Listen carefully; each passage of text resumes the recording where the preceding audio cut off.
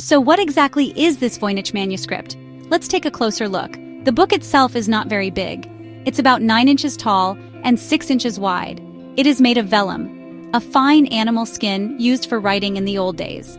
Scientists have tested the vellum, and they believe it was made sometime in the early 1400s. That makes this book about 600 years old. Can you imagine all the history it has seen, all the hands it has passed through? It has survived for centuries, holding on to its secret message. The book is filled with about 240 pages of this strange, unreadable text and incredible illustrations. The mystery of the Voynich manuscript is what makes it so powerful. It's not just an old book, it's a phenomenon. It has been called the world's most mysterious book for a reason. No one knows who wrote it, no one knows why it was written, and most importantly, no one knows what it says. It's like a message in a bottle that has washed up on the shores of our time, but the message is written in a language that might as well be from another planet. Let's talk about what is inside this incredible book. The heart of the mystery lies in its language and its pictures. The text, which we call Voynichese, is made up of about 25 to 30 unique characters. Some of them look a little like letters from our alphabet, but most are completely alien. These characters are written from left to right, just like English. They form words and sentences that seem to follow some kind of grammatical rules. Certain words appear more often than others. But that's where the similarities end. No one has ever been able to match Voynichese to any known language, living or dead. And then there are the pictures. Oh, the pictures. They are what make the manuscript so visually stunning and so deeply weird. The book seems to be divided into different sections based on these drawings. There is a section filled with drawings of plants, but these are not plants you would find in your garden. They have strange roots, bizarre flowers, leaves that twist in impossible ways. Botanists have tried to identify them for decades, but most of them match no known species on Earth. It's like a field guide to an alien planet. What were these plants? Were they real, or were they just from the author's imagination? Another section is even more bizarre. It's often called the balneological section.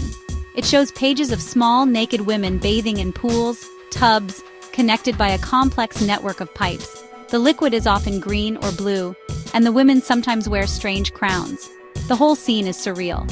What does it represent? Health rituals? Alchemy? Or a metaphor for something else entirely?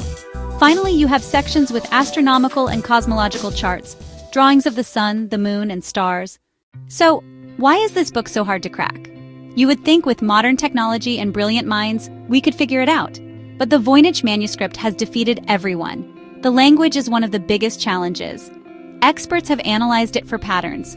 Powerful computers have searched for clues. They found features that look like a real language. Certain letters prefer the beginnings or ends of words. Word lengths follow a natural pattern.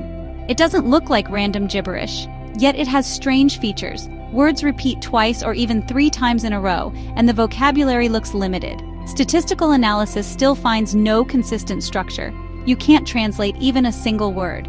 It seems designed to look like language but resist decryption. A masterful puzzle and still no key. Another huge problem, no context.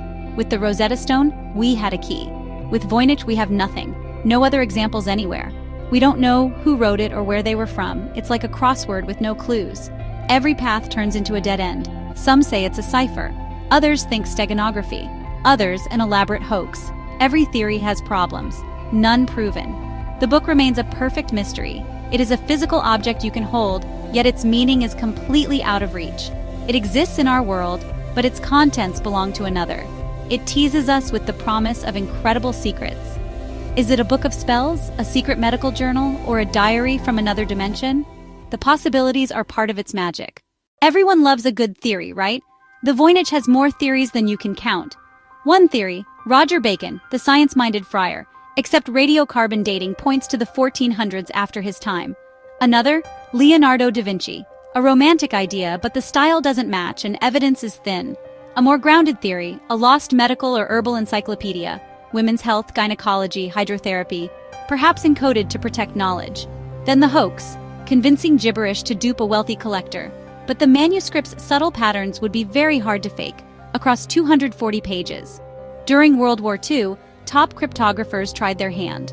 William Friedman, a legend, and his wife Elizabeth worked tirelessly, concluding it was not a simple substitution, perhaps a specially constructed language. In 2018, an AI translation claimed Hebrew roots. It went viral, then unraveled under scrutiny. Another false dawn. Every few years, a new theory appears and falls apart. The summit remains out of reach. Over 100 years after Wilfred Voynich opened that dusty trunk, we are no closer to the truth. We care because it speaks to our curiosity.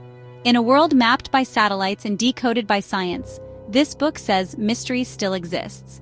Its power lies in its silence, and as long as it stays silent, it will challenge us and remind us that the greatest journey is into the unknown. What a beautiful mystery.